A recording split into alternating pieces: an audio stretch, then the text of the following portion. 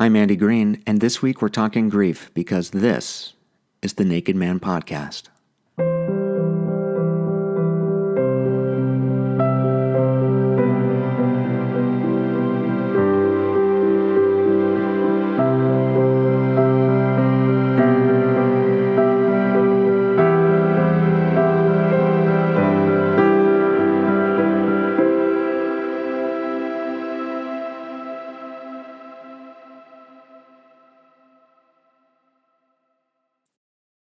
This past April, I lost Chris, one of my best and oldest friends.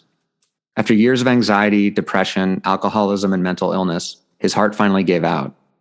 When my mom said Chris died of a broken heart, I wanted to roll my eyes, but it rang true. And now my heart is always a little broken too. Chris's death happened right before I started this show, and it made me question everything. How could I focus on myself, my work, when my friend was gone? How can I help myself? How can I help anyone if I couldn't help Chris? I eventually did what I always do: reflection, journaling, writing, remembering. But this time I was brave enough to share what I was feeling. I wrote something on Facebook to share hard news and to honor my friend. And I was overwhelmed by the care and support I felt. For so long I had loathed social media, but this moment reminded me of its power and capacity for good. One of the old friends who reached out to me is our guest this week, Galen Emery. I met Galen when I was a junior in high school. He was a senior. We were in a calculus class that nearly broke me. In sixth grade, I was sent to middle school for math. In eighth grade, I was sent to the high school for math. I'd always been gifted in this department. Until I wasn't, until calculus, when all of a sudden I felt inept, stupid, lost, angry. I even got a wonderful tutor who spent hours at the public library reminding me I was smart. Unfortunately, I didn't believe her. Galen and I, along with another new friend, Sarah, sat at a table in the corner at the back of the room, belying at least how I felt about myself. The class was full of brilliant overachievers who proved I didn't belong on a daily basis. The three of us became a band of misfits, three people who didn't give a shit that I wasn't even going to take the AP exam. I was just trying to survive. While we never hung out outside the classroom, I don't think Galen and Sarah ever knew how important they were to that survival, to my mental well-being that year. So thank you, Galen, and thank you, Sarah, wherever you are. And little did I know at the time what Galen was going through, what Galen has gone through since high school. We have cameoed in each other's lives several times over the past decade, bumping into each other when too drunk at house parties or sticky bars in the U District in Seattle, neither of us living out the lives we wanted. When Galen reached out to me following my loss, he offered an ear. He offered his heart because my feelings echoed his own. If you ever need someone to talk to, Galen said, I'm here and willing to help. He didn't stop there. What I can say about grief is simple. The amount you feel never fades. The frequency does. And as my therapist told me numerous times, the reason it hurts is because they are important to you. Remember that as you go through your grief and healing. Shortly thereafter, I took Galen up on his generous offer. We talked about our experiences with grief, loss, and depression openly and vividly. As always on such occasions, I wish we had been recording. Well, now we are recording. Now we are here. And I know for everyone out there listening, there's been so much to grieve over the past 2 years and beyond, and there's seemingly more around the corner. Grief is a lonely place to be. So I'm honored that Galen is willing to open the door to grief with me, to explore it, to learn to be okay grieving together. Galen, welcome to the Naked Man Podcast. Thanks, Andy. Man, it's great to be here. Great to have someone to share this with, and to talk about it and expose all of the things that we can think of as we go through this, because it is lonely, and doing it on your own is honestly, man, it's not worth it. It's way better to have partners in this journey together. Yeah, we need to remind ourselves of that every time, right? Like it needs to be tattooed on our forehead so we can see it in the mirror. But I mean, I don't think you can you do it alone? I mean, I agree. I don't like to use the word should, but I feel like you shouldn't try to do it alone. But I mean, it's just lonely. That's what that means. I think it would be weird to go and try to deal with grief in particular alone. I think a lot of the pain we feel in life, a lot of it you have to process on your own to a certain extent. But like grief is about the loss of someone, and then to try to do that on your own feels kind of antithetical to the loss, right? Like I don't know that I could get through grief by becoming a hermit, right? Like that doesn't feel like you've gotten through it. It feels like you've isolated from it versus resolving it. Right. It's more of an avoidant, or like, I'm not going to get hurt again, or someone has, that I care about, I love, all of the things.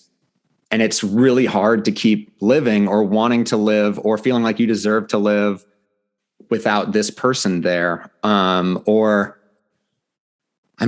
feel like there's just a million reasons why you want to retreat into yourself. And maybe even because I feel like you want to go outside of yourself to find someone else that feels the same way or is exploring these experiences, or someone who has a safe backboard for you. But I also understand the motivation behind, I lost someone, I'm not going to talk about it with anyone because that person's gone. And the only person I want to talk to is Chris. Or I guess I'll name drop or do you want to say who you'll be thinking of for the most part in this? Yeah. I think there's two people in my life that I think about a lot in these. And one is my really good friend from high school, Corey, who also died functionally of a broken heart. Right. Like, I don't know all the details of how he passed away beyond the fact that he did. And he was, early 20s, right? Early mid 20s, like something just crazy dumb for age. And then my mom passed away.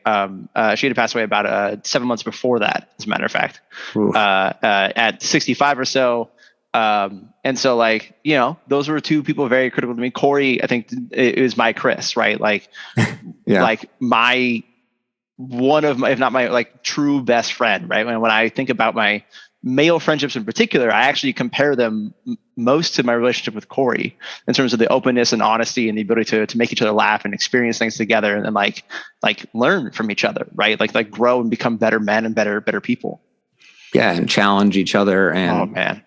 And I think, and that is, it's rare to find that with, I think anyone, but my experience and one of the reasons why I started this was like, I had trouble doing that with men, especially when younger. So to find that in high school and in college, and it's also like every new friend now has this impossible standard to live up to, I'm sure. Yeah. But like, I don't mean to like make light of it, but like you can do it with men if you want to do it in anger, right? Like that's totally allowed. That's easy enough to find people to be angry with you, right?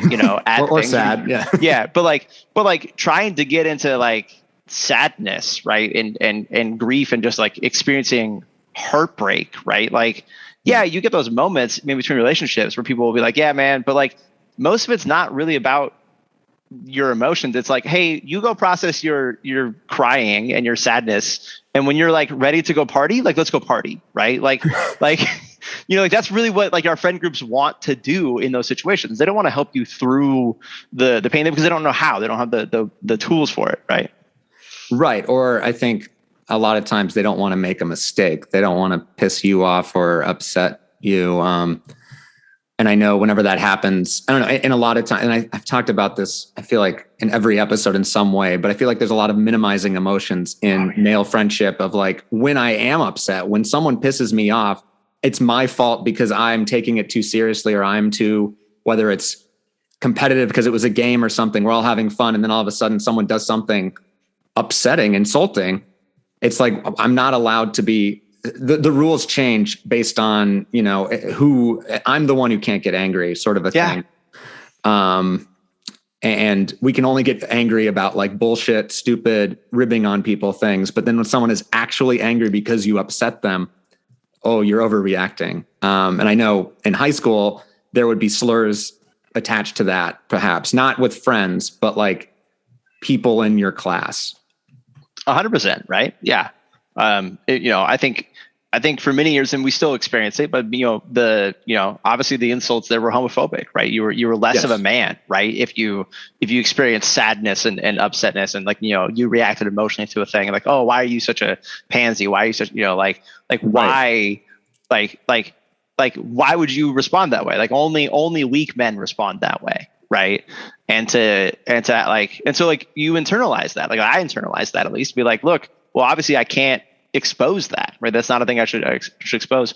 And some of this for me actually goes all the way back to my childhood of like, the rule in the household is if you were throwing a tantrum, if you're upset, you excuse yourself from the group, did what you needed to do, and then came back to the group when you could be functioning again. And there's a lot of benefits I got out of this as a kid and as a young adult of like, oh, okay, you learn a very quick ability to compose yourself in situations and be like, okay, I can go deal with this thing. But it also, and I found this really through therapy, is that you bury so many emotions that you just don't deal with, right? And it's not to say that you need to deal with them in the moment. Maybe you don't. Maybe it's not the right time to deal with them, but you need to deal with them, right? Like you don't get to just to hide them forever because that's how the anger shows up, right? Yeah. Yeah, like it's not like your parents or whoever, and I think I've had similar things where it's just like, oh, go into your room, journal, and sort of explore what you're thinking, and also maybe we can talk about it when you're calmed down. Because I think maybe a tantrum isn't the right time to have that conversation, but it does sort of feel like a shaming thing. Go to your room for being upset, right?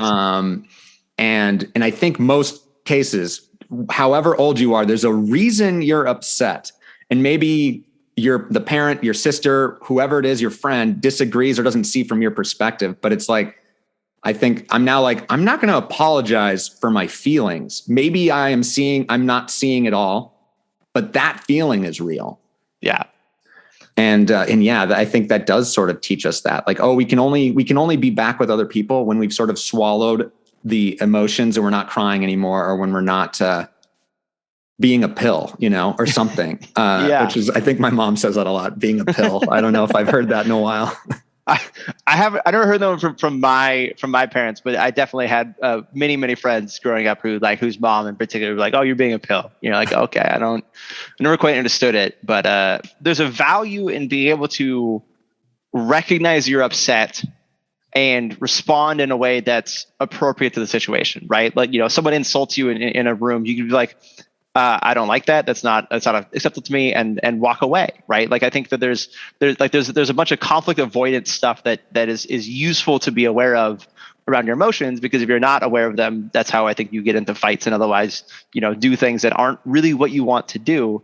But there's the line between that and like, and again, like that shame over feeling that way, right? And to your point, like I don't apologize anymore. Like, no, I am upset here. I am allowed to be upset, just like you're allowed to be upset when I do things that upset you, right? Like that's okay.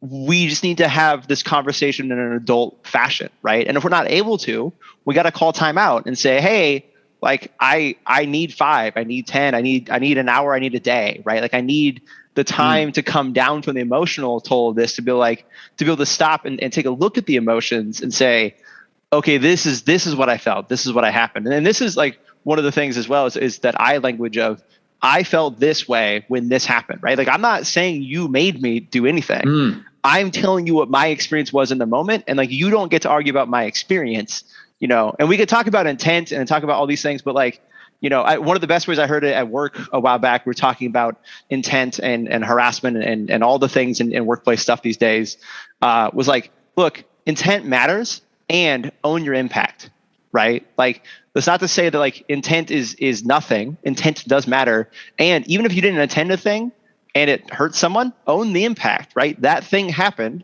and it's on you to decide how you want to resolve that going forward.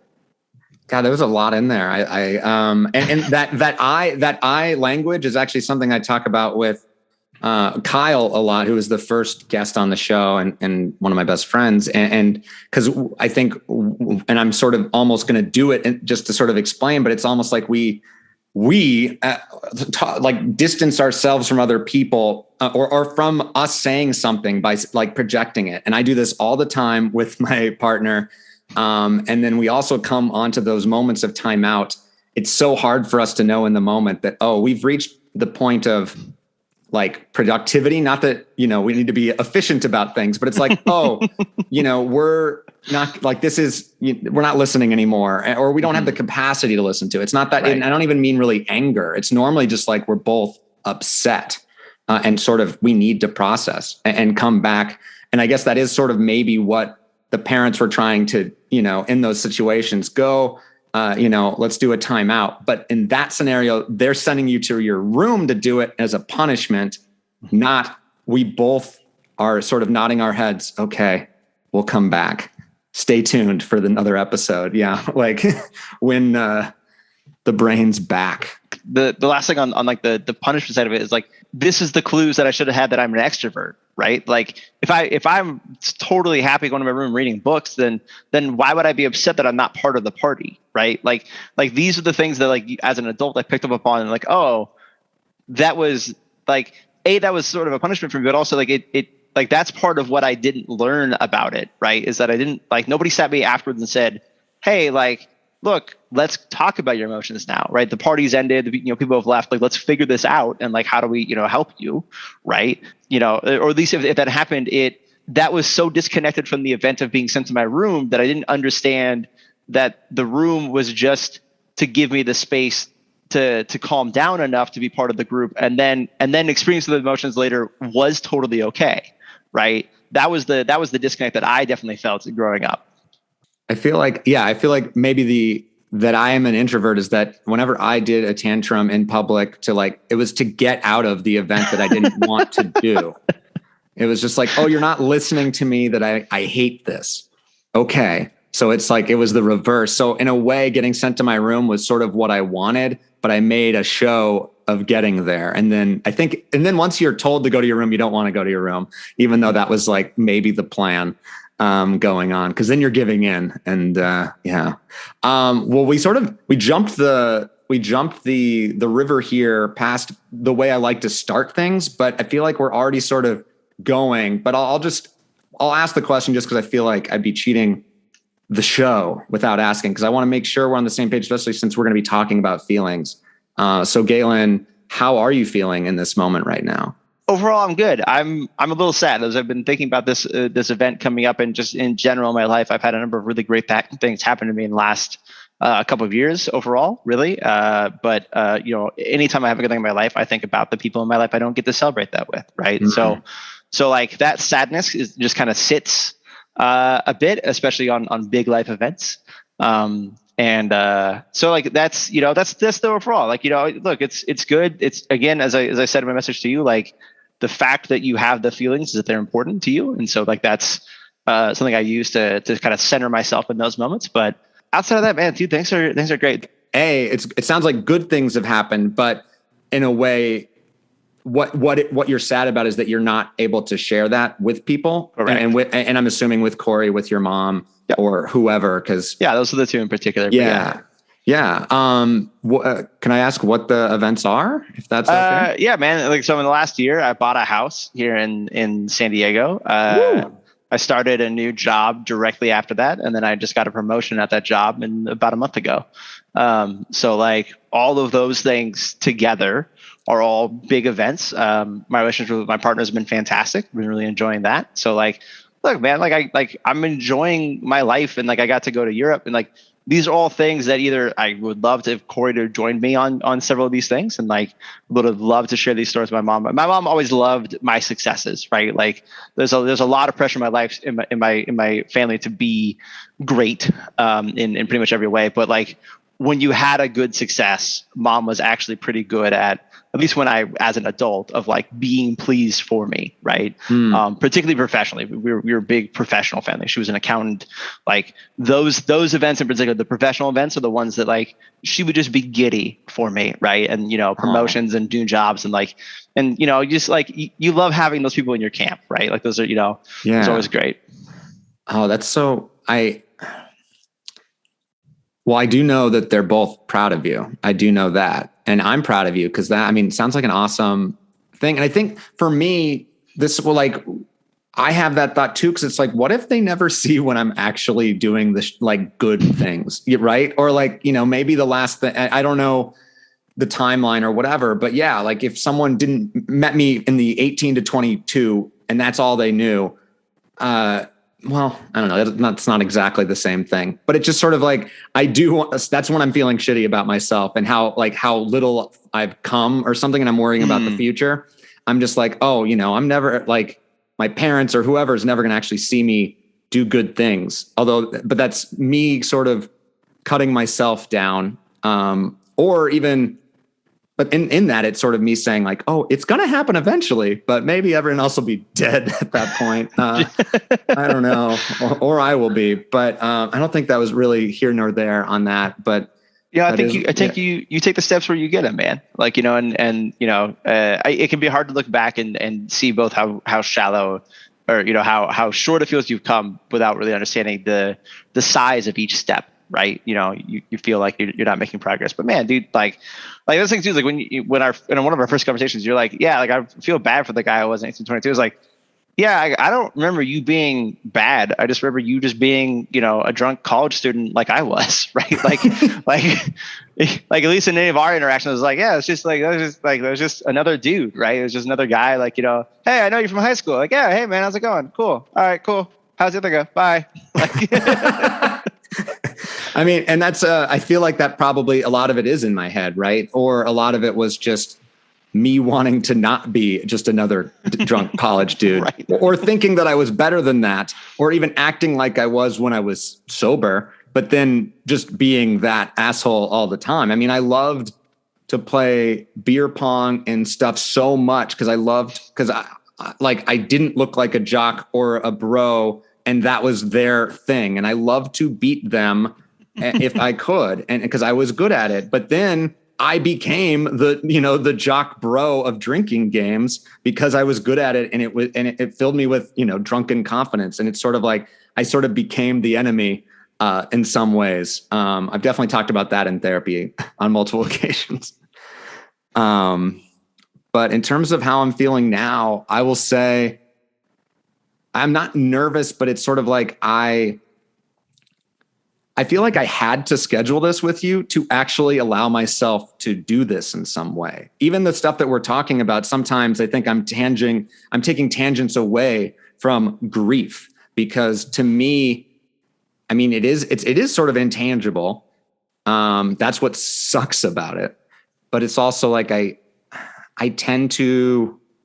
very reflective about a lot of things, especially my failures. But this, I feel like sometimes I have a block, or I don't allow myself to, because I need to be, I mean, here I am, I'm the host of a show. So even there, I'm baked in. I can't be completely vulnerable or lost, even though I don't think I'm lying or doing anything. But, like, even when I lost Chris, my first thing was I need to host a remembrance for him, because his funeral, like, wasn't going to reflect the Chris I knew. Mm. And that a lot of people couldn't go because of COVID anyway. So like doing a Zoom thing, and that was really important to me, and I'm proud that I did it.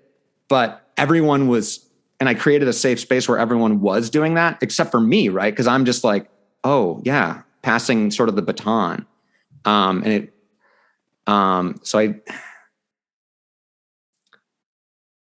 I'm just pausing to be like, why do I do that? But I mean, I think I wanted to give people a space, and then I don't think I'm like holding myself back, but in a way it's like I hold other people. I want, yes. And then and I'm going to sort of, that act of doing it did make me feel better. And sort of connected all these people.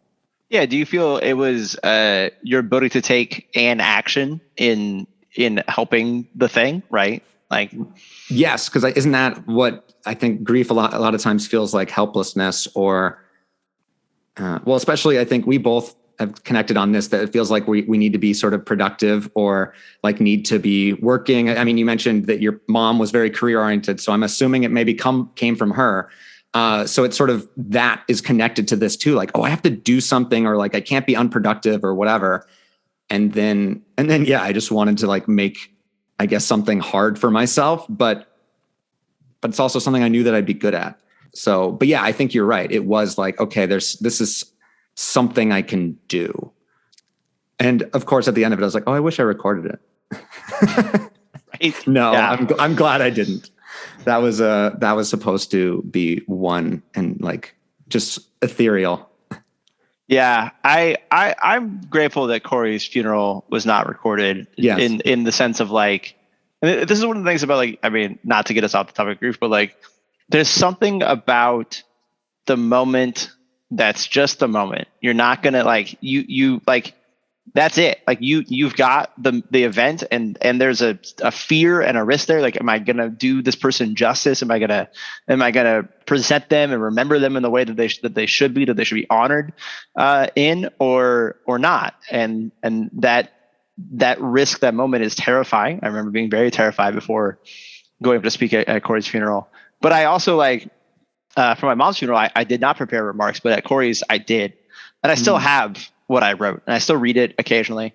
It's one of the few things that actually exists in my fire safe of, like, this stuff is important to me. That is the moment, and particularly in grief, I think there's something in there that I really like of, like, you don't get back the moment when you got the phone call, right? Like you don't get to go to the before times. There's no time before the call that says your friend is dead or your mom's in the hospital. Like, that doesn't exist.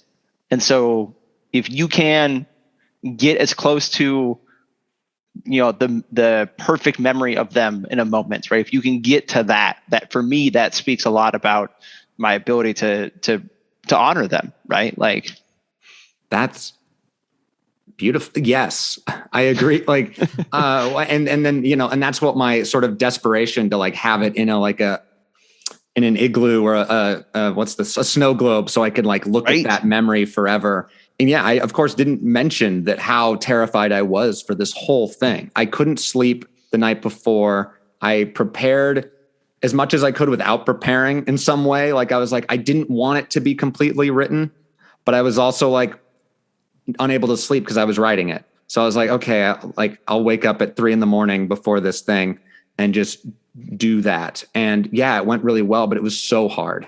It was so draining. And, like, I basically thought I was going to sleep for 3 days after.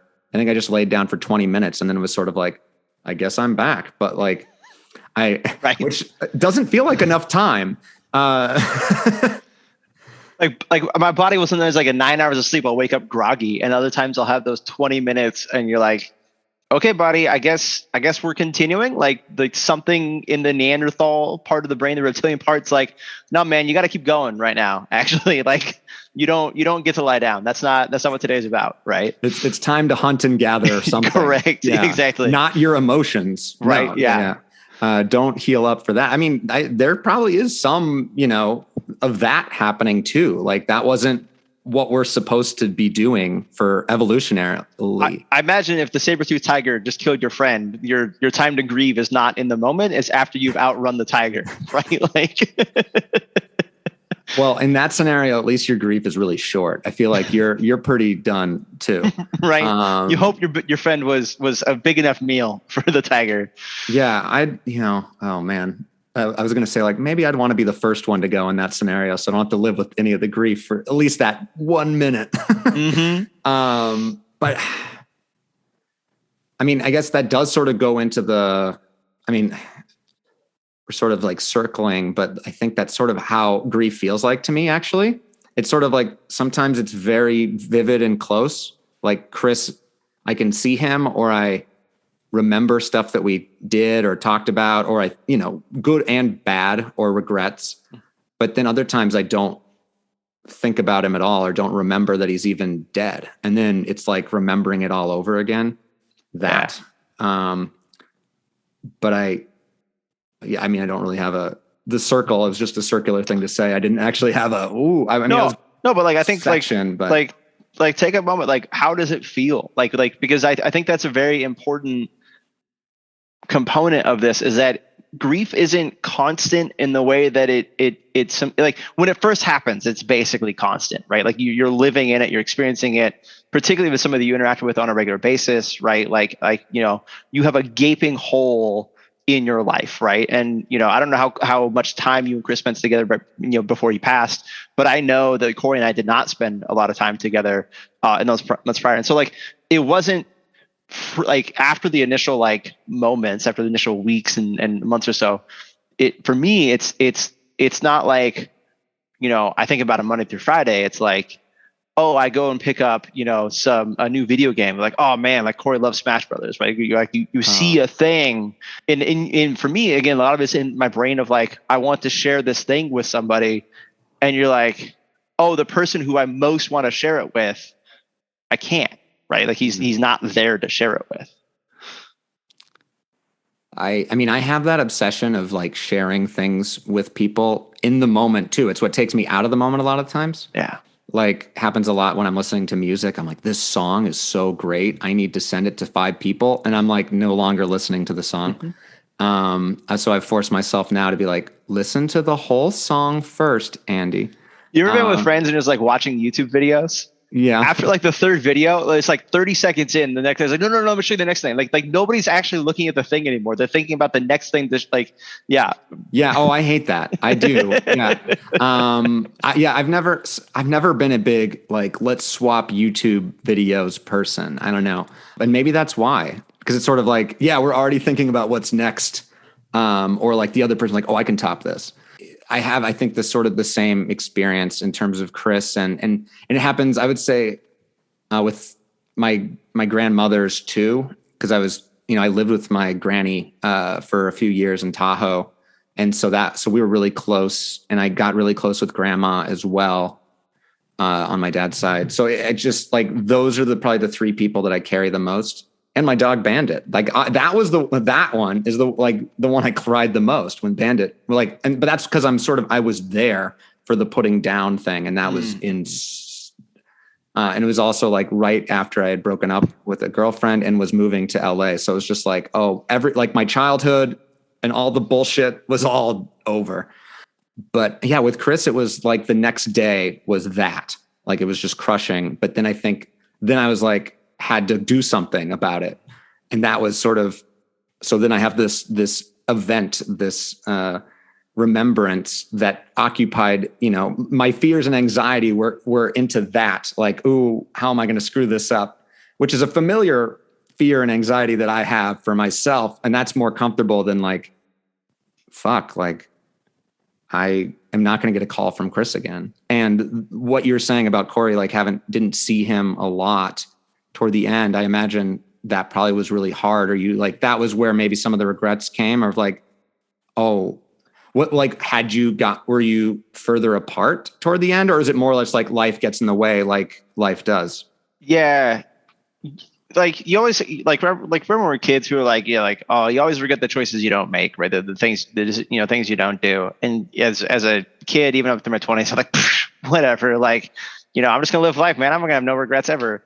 And then you have those moments where like Corey had called me a couple weeks before and it's like, hey man, I want to see you, I want to hang out. And I didn't call him back. And like, part of it was that the Corey that I loved and the Corey that I knew wasn't quite the guy he was at the time. He was definitely had some big problems with pain and pain management. And I know this. I know that part of my brain said like, do I really want to deal with the chance that Corey may not be well enough to hang out the day that I like? Do I want to make time for him in my schedule and then like get the disappointment of him not being there? And so like I know that I delayed calling him back and setting up time for it. And yeah, life was busy. I had moved back into town 2 months prior, 2 or 3 months prior. And like, I think I'd seen him once since I moved back, but like, certainly we hadn't been hanging out. We didn't live far from each other. He was up on 105th and I was over at like 95th. Like, it's just dumb. Right. And you look back and you're like, you coulda, woulda, shoulda, man. Like, could me have been being there for him made a difference in any way? Right. Like, and this is my, like, that's my regret, is that I wasn't the best that I could be. And I don't know. I don't have any presumptions that like anything I could have done would have changed the outcome. Right. But I know I wasn't my best. Right. And that's all I can ask for out of myself. And I let myself down in that moment.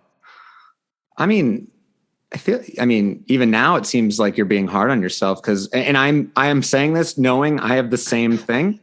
But it's like, I think the best part about a good friendship is knowing that your friend isn't going to be at their best all the time. Right. So to expect Galen to be at 100%, even though I know that's what we think we need to be or should be to be whatever, happy, successful, a good friend. but that's unrealistic. And the point, but I had everything you said was like very similar to Chris, where it's like, I would sort of dread his phone call, or I would be like, oh, I wonder what version of Chris I have. Like, is he cogent this time? Or I don't know. Like he seemed to save his best moments for me because I was the only one who called him on his shit. And we had to have a moment because I did have one of those calls where alarm bells went off. It was like Saturday night with my wife, and it was, I think just girlfriend at the time, but it was our Saturday night is a sacred night for us. And it was like, I can't answer the phone, but I knew something was wrong. It was like, oh no. And my immediate thought was like, I think he's trying to commit suicide. Like, that's like where my head goes. And then the next morning when I'm, ready to talk to him, that's exactly what, like, he tried, how he said it was, I tried something stupid last night. And then that was when I was like, okay, Chris, we can't do this anymore, because then every time he calls me, that's what I'm thinking could be happening. And it was sort of, there's nothing about fairness of that, but it's just like, I can't be that. It was too much. But thankfully, like, it helped us get to a better level of honesty. But yeah, I think that's super important. I have been on the other side of that phone call, and I had a friend of mine who I would call when I was depressed and suicidal, and she would help me through it. And at some point she called me and she's like, I can't. Like, you have to get real help. I'm not in a position to help you. And I think it's super important that you tell that to your friends when you're beyond your ability to give them help, right? Like, look, what you need is greater than what I can provide. Right. And I can't, like, I want you to get real help. I don't want you to sit here limping along with this, because it's not helping anybody. Right. It just makes us both feel guilty and shameful. Yeah. Like he felt guilty and shameful every time he called, I'm sure. And I know, because he would apologize every sentence basically. And I would try to, like, be like, no apologies on our phone calls. Like, we're fine. But yeah, it was just,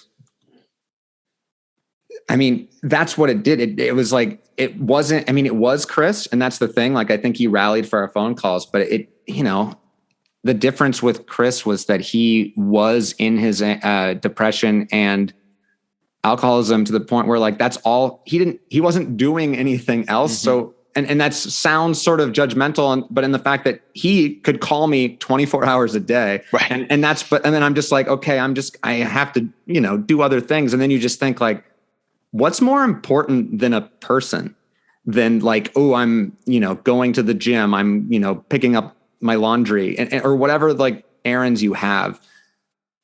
And of course it's not like this black and white scenario where it's like Chris's life is on the line. You have to do it. That would be nice if it was that clear, I suppose, but nice is not the right word, but, it'd be easier, I suppose. It would be simpler if it was that clear. Right. Yeah. Yeah. I don't know about you, but, like, part of me, like, almost resents that, like you, I've had those moments of, like, feeling almost resentment to my friend who, like, put me in that situation. And you're like, look, I'm trying to live my life here. And, like, I want to help you, but I can't always be, like, I'm not always there for you. And this is, and then you're like, what the fuck, man? Like, that person's going through, like, serious mental, like, illness, like, either illness or pain or grief, like their own things. Like, who are you to like want to go watch Netflix, right? Like, and just feel so mundane. And when you do those things, like, I've definitely had those moments of, like, what am I doing? This is so not worth my time, let alone, like, excluding them from this. Yeah. That's right. A whole different set of feelings within this. Well, I was going to ask you, because, you mentioned when you were having, dark days and having suicidal thoughts, and that you had that conversation from the other side. I was just curious, how did that hit you when she, like, and very bravely had that conversation with you? Was that like a light bulb thing? It was a light bulb moment. I've been very fortunate to have a couple light bulb moments in my life where I've had those situations where things just kind of click. And that was certainly that was probably more than anything else that went on in high school in my life. Then that was probably the moment of the start of my recovery from depression. The moment that I said like, okay, I have a real problem. I need to tell a real authority, and I need to tell my mom, and like go to the doctor and get help. Right? Like that was the start of that piece. And like, don't get me wrong, it's not like it's a like light bulb, great, like haha, like Galen's back, like back to Galen now. Like no. They're like the darkest days were ahead of that. Like this, like I tried to take my own life. That happened after that conversation, right? But like it was that final dip after all that stuff happened is when that occurred. Like as you're like, it was like the first 5 days of medication, right? Like that's like a really dangerous time, honestly, right? Because like you now have things that are changing the chemicals in your body, and like your doctors that was for me, that was the dangerous time. And like after that, it was like, okay, like I feel more balanced. This is better, and you could start figuring out like, oh, okay, I can get out of this thing, right? But man, like that, yeah, like that conversation was a light bulb of I am causing hurt to other people. It's not what I want. They're not able to help provide for me, and that like the things I'm asking for aren't things they can give me, right? And so like I got to go find where can I actually get the things that I need, right? And it's not that simple for many people. Like I'm not like, but that was what my experience was. Right. And I think that is a kind of it. It's more of an acceptance or that was the awareness moment of like, oh, okay, this problem isn't going, I can't solve it on my own. Right. Or with, your friend. And I think that is sort of like an abdication of responsibility in a way, or like, this is easier than going to get meds or a therapist or psychiatrist. But you also, the other way, I couldn't get Chris to do those things, or like he has to do it. Right. Correct. And that's the only way. I don't blame myself every day is like, I do know that is true. But then I get angry about the society that we are in, and where he, doesn't have a job because he has mental illness, but then he can't have insurance, and then he can't get, so it's just like, he's screwed. And of course he doesn't believe that he deserves help because of many other sociopolitical elements in his life. So that spiral, like it's dangerous, right? Is the short of it, right? And there's something really like morbidly fascinating to me about the fact that people who are most prone to that of like total self-worthlessness, right? Total, like I've talked about this about my depression before, like to want to commit suicide, you have to believe that nobody loves you, nobody cares about you, nobody will miss you, right? Like that's part of the structure, is like you are being selfless, like by taking your own life, which is the weirdest goddamn thing to anybody who is not suicidal. But that's the mindset that you operate in to convince yourself that this is the right thing to do.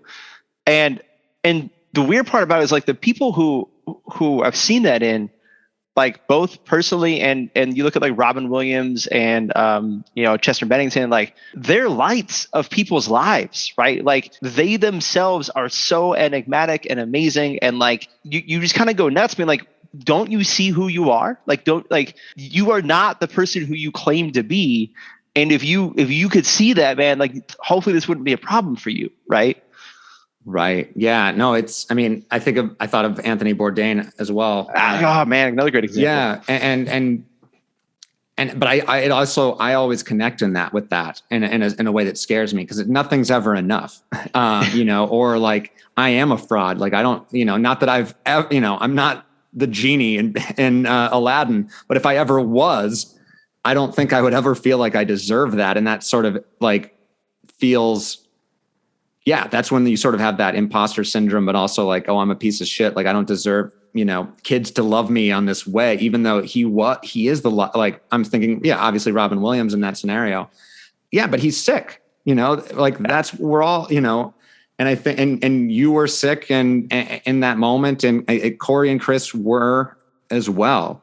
There's something like, you want to talk about it like from the male perspective, right? Like, again, a lot of the stuff that we have, like you hear about these folks and you hear about their struggles internally, like, about Chris and all of his struggles, but like I guarantee you that some of the people who loved Corey had no idea about his struggles, right? Zero idea, right? Including people in family and whatnot. And so like there's so much in our culture, to your point earlier about like all the things that like add up to make this a difficult problem to solve, particularly if you don't have a job, particularly if you don't have money, if you don't have access to resources, right? Like all of those things add up and you're just like, God damn it. Like what, like how is anybody supposed to get through this thing, let alone people like who have to fight to get somebody to even see them to get the medicine that they need to be, to have a conversation about the medicine they need, not even just to get it, right? Just to get to a therapist to be like, hey, can we figure out what's going on here? Like, is this bipolar? Is this depression? Is this something different? Like,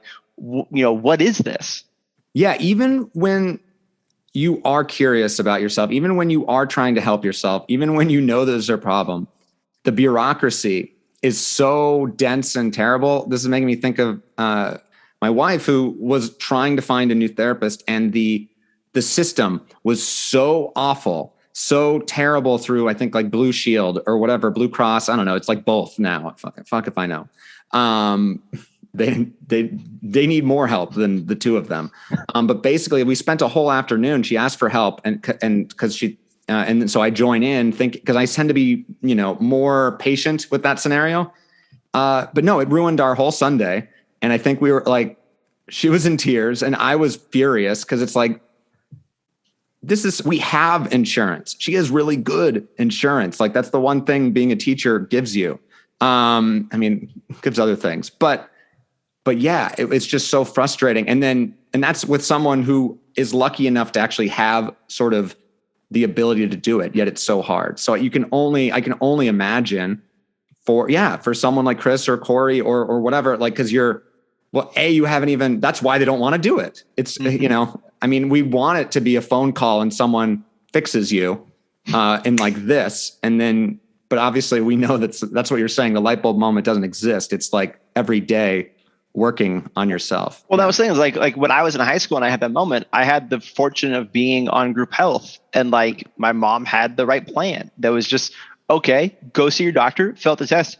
Oh yeah, man, you are really depressed. Like, okay, here's some antidepressants. Like, here's referral therapy. Here's a therapist, right? Like, you're going to start seeing them in 2 weeks, right? Like that was the structure when I was a kid on my mom's health insurance plan, right? And like, was that therapist the best therapist I've ever worked with? No, right? Like I ended up finding better ones later on in my life, but that was the start, right? And like that was like that barrier to entry is actually such a critical component of mental health, right? Like there's a bunch of foundations and nonprofits that work on this stuff, and that's a key component. Is like, look, you just got to get moving on it, right? Like you got to get those first steps, and if you hit that shitty Sunday afternoon, right, with you and your wife who are motivated and successful and like have access to things, and it still pisses you off, imagine, our friends, like Corey would probably be like, nah, man, I want to go play some Smash Bros. Like screw this nonsense. Like playing Smash Bros makes me feel way better than calling the insurance company and arguing with Medicare for 5 hours, right? Like, right. Well, and that also you question your resolve at that point. Yeah. Say Chris, Corey, whoever, they do admit that they have a problem. And I think this probably happened every day for them, right? We're like, oh, I need to get help. I need to do something about this. But then you make the call and it's not easy, or like you have to do something else. You have to fill out a form, or you don't have the form. And then at that point, it's easy to be like, okay, this is bullshit. I don't need help that bad, And I feel like that, I'm sure that's happened way too many times, and it's, yeah. Yeah. It's awful to think about the people who have lost merely because the system didn't help them get started. Right. It's just like, man, that's depressing in and of itself.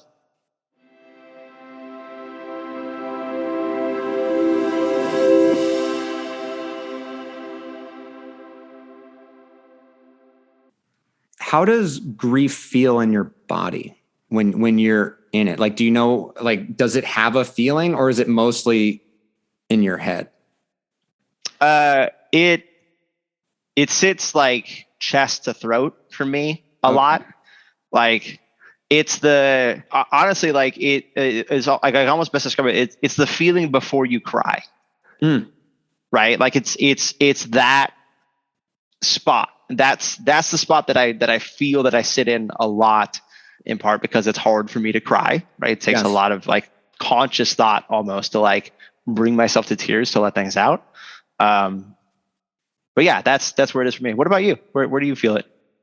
I mean, I know the stress is always in the neck, but I think it's sort of a similar place. It might even be a little bit lower, but it does sort of feel like that feeling of about to cryness, or like almost like it's almost like a jump scare of a fright. Oh Right? yeah, So it's I mean, I like that description. yeah, waves are always a description, like what I think of, because it sort of just feels like you just get decked by one and then it's like back to normal tides or whatever. But and maybe the fear is that you get drowned, like you'll drown in it if you accept the wave, but you need to, or not you, I need to, because you is that's what the I language, right? Because that is the fear. Like, oh, I'll never come up again if I actually feel these feelings. And most of it is because I just don't know what I'm feeling. And that, like, and for the most part, I'm very erudite about my feelings. So when that happens, it's much scarier. And it's just like, yeah, I don't like what you said about crying. Same with me. It's like, I have to try, or like even the awareness of like my eyes will water. That'll happen, I think, a lot. And then that'll be like, oh, I'm about to cry. And then I think just the thought of that ends it. And it's almost, it's almost like similar to getting out of the moment. I'm like, now I have awareness, and it's like, do you really want to cry? And I'm like, and a lot of times I do, but then it's too late, or like, I'm like, I missed it. And it's like, that doesn't make sense, but that's what it feels like. Oh, it's like when you have that word on the tip of your tongue, except like it actually matters, right? Like the word on the tip of your tongue usually doesn't matter for anything, but this is like it's like a sneeze, right? It's that, like, the body is about to do it and then it doesn't, and it's like the feeling of it not is even worse than if you had, right? You're like, ugh, like I feel grosser now having not finished this sneeze, this cry, than if I had. The sneeze is a really good example. That is sort of what it feels like. And I think I have a couple friends that like have these sneezes that are very distinct, because it's like they're holding them in. And I'm always like, oh, dude, just like let it out. And it's like, but that's the same thing with the crying. And I think sometimes it just has to force its way out. Unfortunately, like I'm trying to get better at like noticing when I just need to cry, or need to at least give myself the space to get there. And maybe that's just laying down, doing nothing, and that is sort of my version of crying too, probably, because I don't allow myself to do that. Yeah. Like when I feel that building up enough, my method is similar but different, but I've written functionally some diary entries to Corey over the years since he passed, addressed and given to me as advice from my good friend Britt, how she dealt with some of her grief, and I've written them for my mom and other critical people in my life as well. But like, I will go back and reread some of those while listening to music that will help me experience grief and sadness, right? Like, I sent you like a grief playlist. Like that's the thing that I sit in, right? And I use that to center myself into that. And I have to be alone. Like I have to be like nobody in the house alone, right? Like it's basically impossible for me to let other people be around in those moments. Yeah, it's hard. That's the thing is, like, I can talk about this stuff, about my depression, about all this stuff all day long with anybody. I have no problems being open and honest about it. I think it's really critical to be open and honest about it. It is still almost impossible for me to actually experience sadness, even just with my partner, like just crying with her in the, like, just not a thing that I'm good at. It's very, very, very hard. It's interesting that like there was this time where I cried in front of my partner, and she was uncomfortable, even though it's normally the dynamic is the other way around, like to the point where, we've talked about in therapy of being like, it felt like a defense mechanism for me. But then I realized how amazing it was that she was able to, that's how much she's feeling, and it's showing, and she doesn't want to cry, but it's coming out. And I recognized that there was far more strength there, and that I was reserved somehow, or that I can't access that. But I remember when I did, she did sort of like, she has been programmed the other way of like, oh, it's uncomfortable when men are crying, and didn't sort of know what to do, but also didn't realize sort of how much that I was feeling in that moment. But I think I have the same thing. Like, I feel like whenever I trail off, it's like when I'm sad in this episode and it's like, and I'm like, want to give space to it, but I'm also like, well, it's not like I have that I'm holding in a sneeze feeling quite, but it's sort of like dead air is we can't have dead air. Like, I have to keep talking. But like dead air is important, right? It's that moment for the space, as you said, to breathe. Your experiences mirror my own, right? My girlfriend, like the few times, like she definitely does not come from a family where men cry, right? This is not like, that's like, I want more of that. Like, not that I want to cry all the time, but like, I want to have the ability to do that. And like, even when we have kids, like, I want them to have that too, right? Like, like, that's the world that I want to live in, right? Right.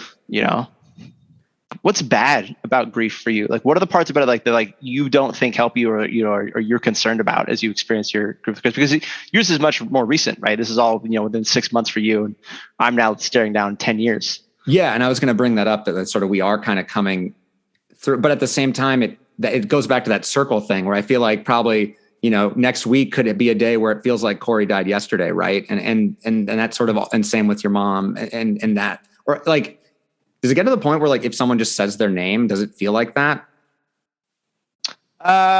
It like, for the most part, it's just like, no, that happened a while ago. Like, it's for the most part, it's like if somebody just like brings it up in conversation or whatever, like, is like, like my mom in particular is the most common, right? Because people are like, oh, like, you meet someone for the first time, you're like, oh, my parents are up in Seattle. You're like, oh, how's, like, what's your mom do? It's like, oh, she passed away 10 years ago. And you're like, oh shit, I'm sorry, right? Or like, what I actually kind of perversely enjoy is like when friends will make like a your mom joke before they've had time to really get to know me. Because it's not something you bring up. It's like, hey, I'm Galen, my mom's dead, right? It's not like a part of your intro to people, but Yeah, but like, yeah, right.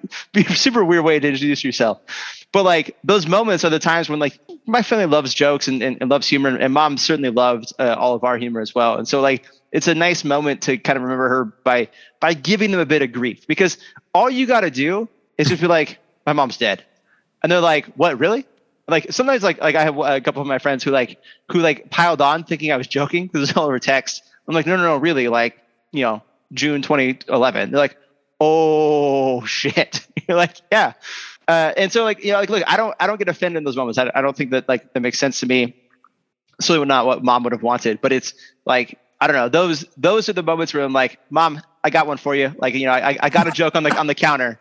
Like, he added like a point there. Yeah, absolutely adding a point to the list of total jokes that mom has made hilarious in her life. That seems like, a fun way to sort of turn it around, to be like, that's when you have the power in that scenario, or you and your mom. It's like a team thing, and it's making other people uncomfortable instead of yourself. I love. Yeah. Well, especially, I mean, in that scenario, those guys deserved it. So. But you asked me sort of if there is something bad about grief, and I don't know if good or bad is necessarily. Let me rephrase it then. Is there something that you dislike about your grief? Is there something that's not working for you, or not doing what you want out of it? I mean, in a way, it's almost that I dislike that it seems like unable to, or maybe this is just another extension of me being hard on myself, right? Where it's like, it feels like I'm not grieving right or properly. And it's like, there is no grieving right or properly. But like, it just feels like, if I'm okay, and it feels like, and if anything, I'm the best version of myself that I've been in a while.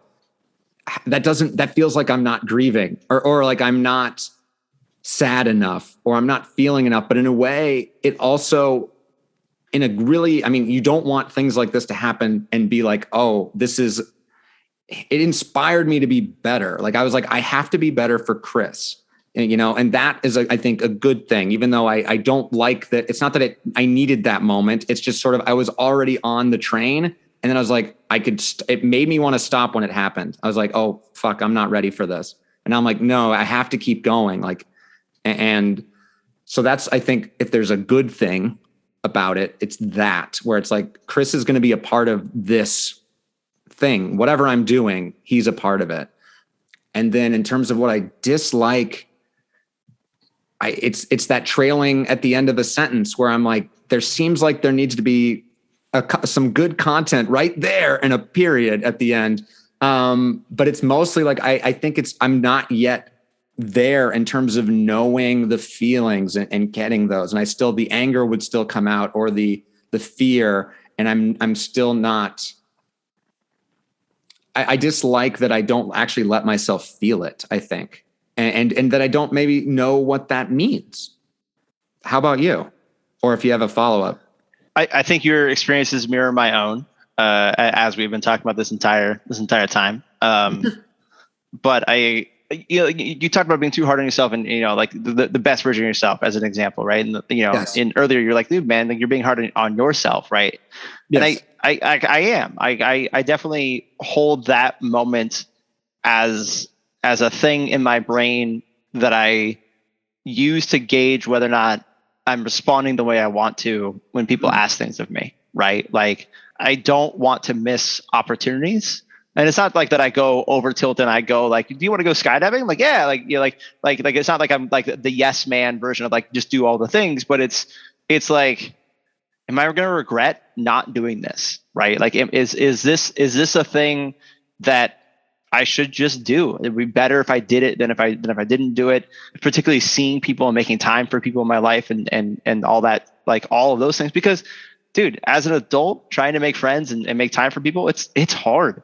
Like it's not like college and high school where like you get hours of time stuck with somebody in a room, and then you have to spend more hours studying the stuff you're just taught, right? Like you don't get those interactions. Like when you meet coworkers, they're anywhere from under 10 years younger than you to 40 years older than you, and with their own lives, their own structures, right? You're not thrown together in the same way. So all of that to say, like, what I haven't liked is when is times, and I spend a lot of time in therapy on regret, on really coming to terms that anything I could have done to be better. Like the thing is, like, it's like, yeah, I regret a bit that what I didn't do in the moment, but what I really focus on is what I can do in the future.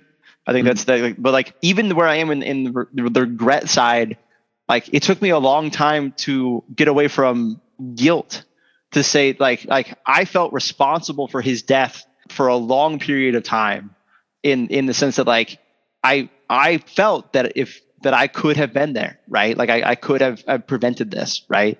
And that was hard. That was really hard to work through. Like I don't think I'm fully worked through it, right? But like that living in that regret, and like I don't spend a whole lot of time like living in the past and wondering like going through photo books and like, oh, I remember all these times, like just like sitting in that sadness. I think it's important occasionally to do that, but like I don't do that on a regular basis. I live my life, I do my things. But yeah, man, like there's a part of you that goes, well, the person that you loved, like they would want you to be your best self. That's part of what made them special in our lives, right? So they're helping us to be our best selves. And then there's that part of like, well, they don't get to continue that journey anymore. So like, why do I, like you get that dichotomy inside of you, and yeah, I don't always like that. I was going to ask you, why do you think you do hold that sort of regret? Like, I mean, you said you're still working on it, and it's like it's sort of still there. I mean, this is maybe the very therapist Andy sort of being like, so yeah, why does that serve you? That's a good question. Why does it serve me is a good question, and I don't know that I have a good answer for why it serves me. I can tell you why it's important to me. From talking to people after Corey's death, a couple of us, like that night, I organized a couple people at a bar, and then we had a wake a few days later. Talking to people, I found out that only I think 2 or 3 people saw and knew the medications that Corey was on, and knew the extent of his pain, and knew the extent of the opiates that he had to take to manage it. And it really wasn't until years later that, like, as we started hearing about the opiate crisis in full detail, that like it all really clicked, right? And I don't know exactly how he passed away. Like, I don't know if it was an opiate overdose or other things, but like I do know the risks and the things that I saw in him, right? And I know that there were only 2, 3 people in his life that also saw it, right? And so it's one of those, like, I had the lens, I had the information and I didn't do the thing with it. Right. And again, like, why does it serve me? This goes back to the, like, I want to be the best version of myself. And part of it is that when I see things that shouldn't be, or that I can make action upon, like, I want to do that. I don't want to be passive. Right. Right.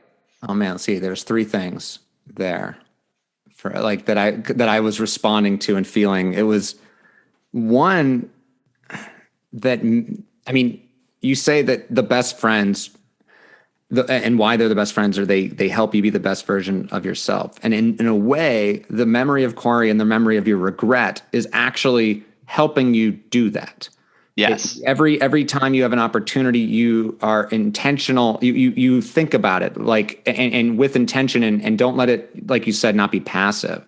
So that sort of feels like, in a way, like, I'm trying to answer the serving you, and you can tell me if I'm bullshit or not, but it maybe is. You're 100% right. I think acting with intention is a thing I hold very near and dear to my heart. And Corey, even more so than my mom, is a part of that desire in me. Right. And it's like, I also, like, I balance this with, like, I only have control over my own actions. I've believed this for years. The space I work in, like, it's important to, like, have that, like, look, you just get to control yourself. That's it. Like, that's all you really get in this world, honestly, is those things. And so, like, those two pieces together allow me to be like, look, I'm going to be positive and purposeful and get things done and be active. And if it doesn't go the way that I went for, all I can do is look at the situation, figure out what I could have changed, and go forward. Right. Like, that's all you really get to do. Yeah. Try to learn from it. Yeah. And in a way, does it feel like that's Corey's voice talking to you in those moments? Or like, I could see that as, like, this is like the energy of Corey. Like, if I'm having, and I feel like maybe I've gone there with Chris too. Like, if I'm having doubts about something, or if I'm afraid to do something, I feel like Chris has come up. And I mean, I get sad and I get angry maybe, or I sort of just forget myself. And that's actually a good thing, because then I come back and I'm like, and I don't think I've ever done this consciously, but in this moment, it just feels like, you're right, Chris, I can do this, or I might as well try. Like, who knows? We'll find out. And that sort of feels similar for you. I don't like. Yeah, I would 100% agree. I think if I were to describe, like, my first meeting of Corey, like, Corey was the first person I met who was, like, a confident geek, right? Like, a confident nerd, right? Like, he worked out and he was fit and he was good looking, but also into playing video games and building his own computer and, LAN parties and all the other stuff that I was into. And so a huge component of my personality is modeled after his 100%. I 100% wanted to emulate him and his success in having girlfriends when we were in high school, right? And early college. And this thing, like, he wasn't predatory. Like he was a fantastic human being all the way around, super genuine and caring all the way through. And so, like, it was one of those times in your life where you're like, oh, you actually can be not the caricature of a nerd or the caricature of a jock, but somewhere in between, right? Like, and I've had a few of those moments in my life as well. I had a coworker years ago when I started working in the sales side of the house. This guy, Dustin, one of the most beefcakey looking dudes you'll ever meet in your life, right? You're looking at him on the street, rides a Harley, right? Like, but man, you talk to him one-on-one. One day I said a thing that hurt him, and he called me out on it. And, like, he was truly emotional. It was a really important thing for him, and he was able to do it openly and honestly. I was like, dude, this is a guy that society looks at as, like, man, you are just a jock. You're just a dumb jock, dude. But he's like, no, like, I'm not. You're important to me. I need you to know that. And you're like, yeah, man. Like, and, like, it was able to tell me that honestly and openly. Like, those are the kinds of people that I love to have in my life. And Corey was 100% that, right? And so, yeah, like, I think you're right when that you're talking about, channeling Chris's personality into your own. It's not that you aren't you. I think like, we're all pieces of all the things we've picked up in our lives, right? And so, like, you're taking whatever that is from Chris that works for your voice and your thing and applying it and going from there. But yeah, it's like, they're a part of us. They're never gone, right? Well, in a way, I mean, I think we probably both did this and I know I did it with Chris all the time. I tried to convince him how great he is, right? I was, and I was just like, because he would say, I'm the worst person in the world, Andy. He said that on multiple occasions, and it was just like, there's no rational way that's true, obviously, but there's like, he wasn't rational, but it was just like trying to poke holes in that was sort of pointless, but it was just, but now I feel like in a way that memory is sort of going back. Like it's really hard. Like when I'm being too hard on myself, he was the same like way back, but I could more easily believe it than he the other way around, where Chris was like, you're great. You're doing awesome. Like I love you, and stuff like that. Or he'd make it, he'd be really awkward and not know how to say it because that's how he was, but that just makes you laugh. And then that was sort of what we all wanted and needed. And so in a way it's like, yeah, I guess roles reversed or I'm sort of trying to take that lesson that I tried to teach him and I wouldn't take myself, Turns out the best advice we give is usually the stuff we don't take, right? Yes. Like exactly.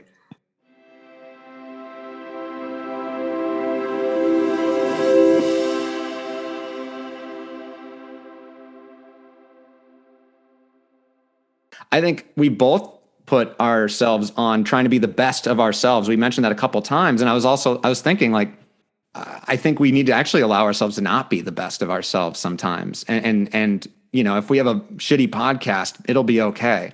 I can cry about that. That actually is something I can cry about maybe. But I don't think we're having a shitty podcast. I think we're having a great conversation, and I wanted to, I think, loop back around to the end here and sort of the cool down question that I like to ask. Before you get there, I got one thing I want to add to the stigma side. My brother put it perfectly when we talked about this stuff.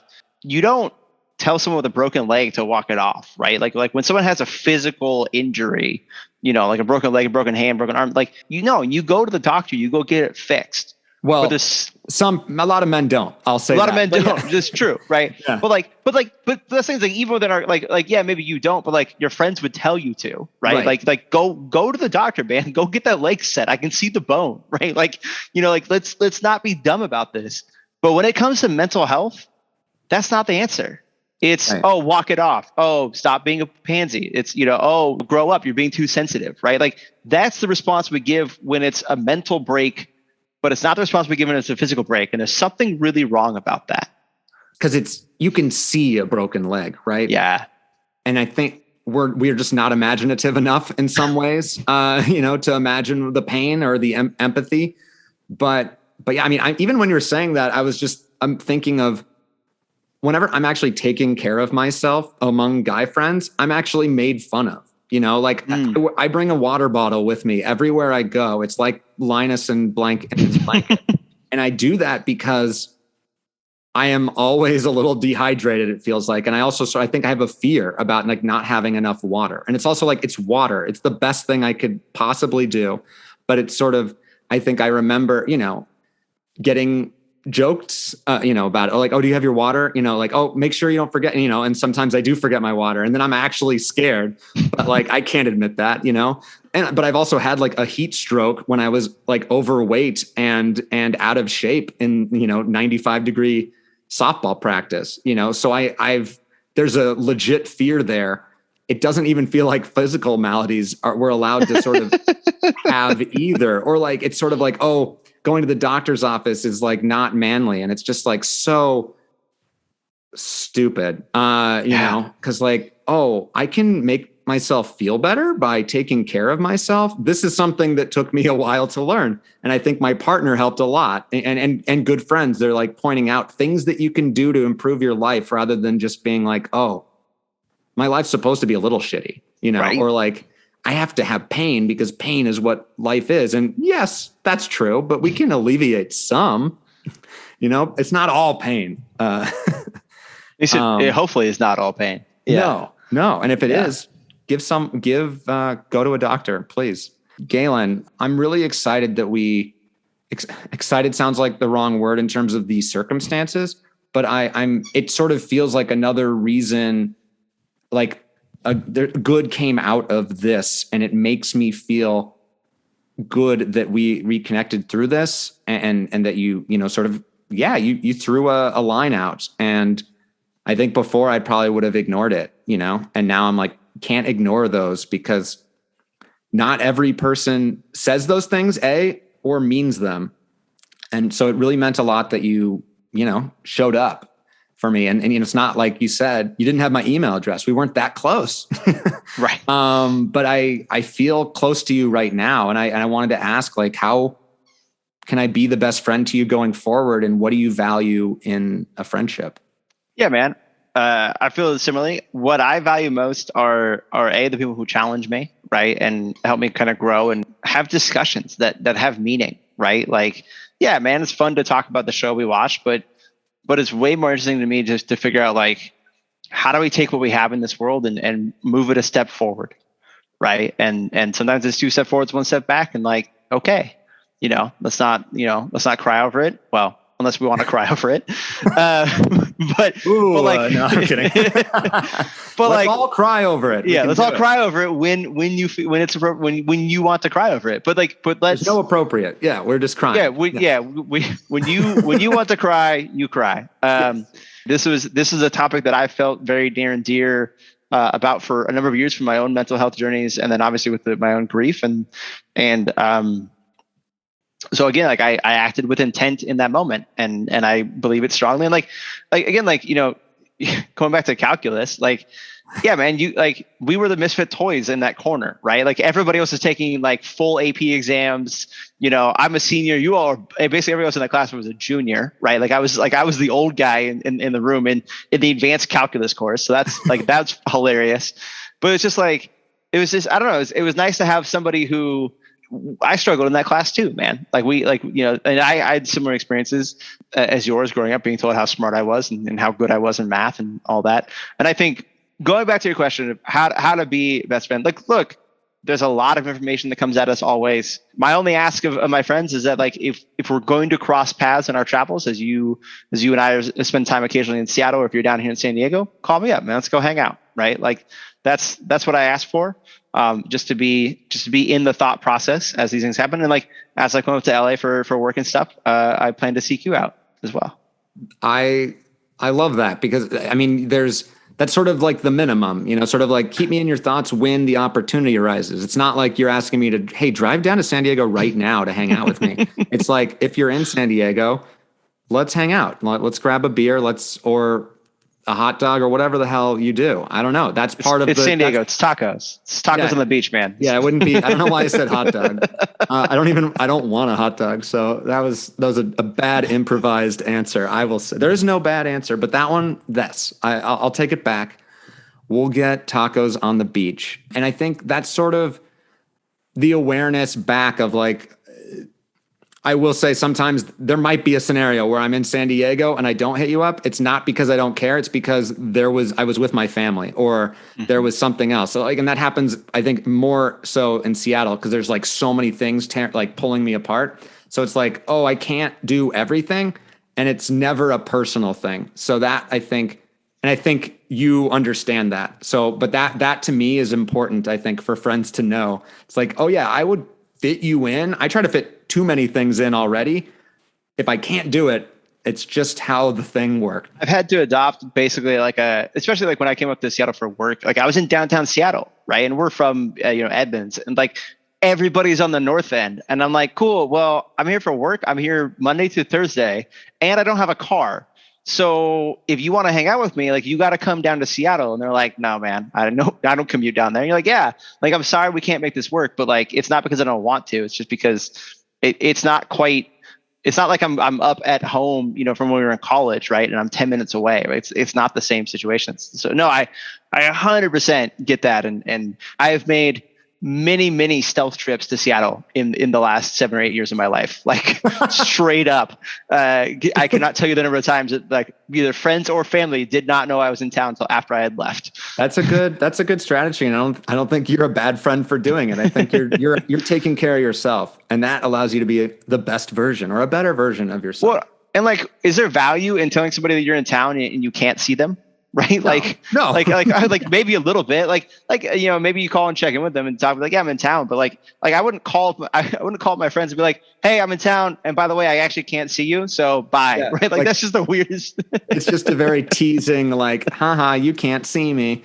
Yeah. That's for some attention. Yeah. I I think I've talked about sort of doing that, and I definitely have done that for certain, sectors of Andy's past. Because there's like 5 different groups, even in Seattle, and like 100 overall. It's exhausting, but I care about all of them. I just have to, figure it out.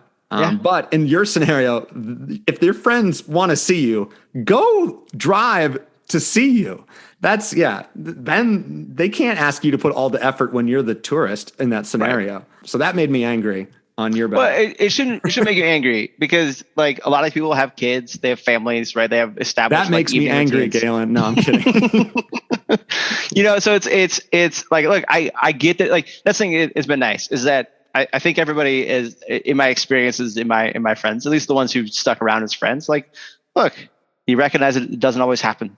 Right. And that's cool. And like, I'll, like the next trip that I get, especially the ones I get up there for fun, like we'll make it a point, right? We'll do it. I'll actually remember to call you 2 weeks ahead of time, when I'm planning the trip through, and be like, hey, I'm actually gonna be in town in a few weeks. Right. Like, that's the thing too about work trips is that some of those would just show up like 3 days out ahead, and you're like, cool, I have no time to let anybody know anything. That's what I need. I need notice. I need so, I mean, you can hit me up if you're there, like, hey, I'm going to be in LA tomorrow. I know it's late notice, and obviously you wouldn't be hurt if I say I can't do it. Right. That's the thing. Whenever someone just sort of says like, oh, hey, I'm in LA. Do you want to do something? I'm like, if you wanted to see me, you would have given me some heads up. And sometimes it might be that scenario where they didn't have heads up, but it's just like, I have a life. Like, I'm not just like, oh shit, Galen's here. Sometimes that might be perfect. Like, oh, there's a Saturday night, like Lily's out doing something. Let's go see a movie, get a hot dog. This is where we're getting the hot dog. Anyway, that's enough friend talk. I think we learned a lot more about friendship though there too. So indeed we did. So Galen, a lot of good stuff today. Yeah, we did. Thank you so much for coming on and talking with me. Absolute pleasure, man. Not to say that, we are, I don't know the right word to use here, but like I'm grateful to a certain extent for the experiences we've had that have allowed each other to come back into each other's lives. And like, it's weird because like, would I prefer that, your friend and my friend and my mom were so like, of course I prefer but I'm grateful that we've been able to take those experiences and turn them into opportunities for each other. Right.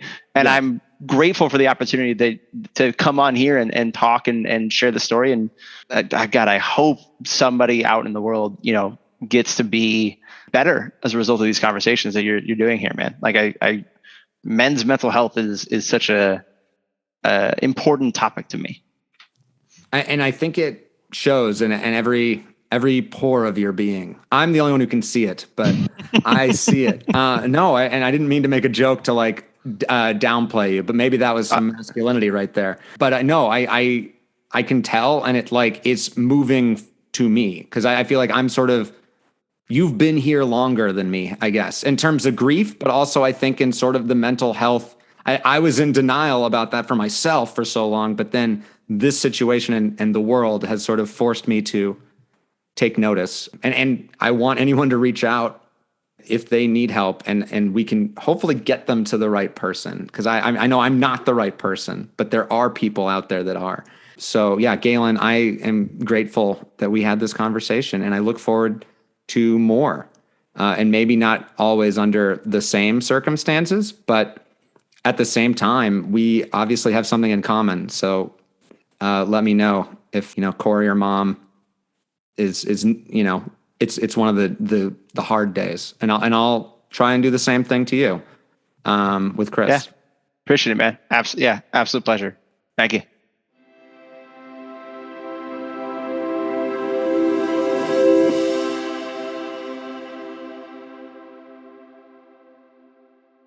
What stands out about Galen when I listen back to our conversation is how seriously he takes this subject, and how devoted he is to mental health, and how understanding.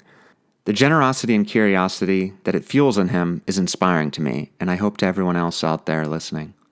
Thanks again, Galen, for joining me and trusting me, and to you all for listening. You can find Galen's soundtrack for Grief and all other Naked Man soundtracks on the Naked Man Spotify page.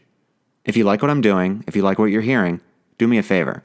Share it with someone. Please rate and subscribe to us on iTunes, Spotify, or wherever you get your podcasts. Tell everyone. It would mean a lot to me. If you'd like to join our community, follow us on Instagram and Facebook at NakedManPod, and don't hesitate to reach out to us at nakedmanpod@gmail.com. If you have any thoughts and feelings you'd like to share, call and leave a message at the Naked Man phone line at 747-231-7120. Next time on the Naked Man podcast, the designer of the tie I wore at my wedding, Marcel P. Ames, the small business owner of the brand X of Pentacles, a bespoke Neapolitan tailoring line that crafts incredible clothes. In the meantime, as my dad always says, be sweet.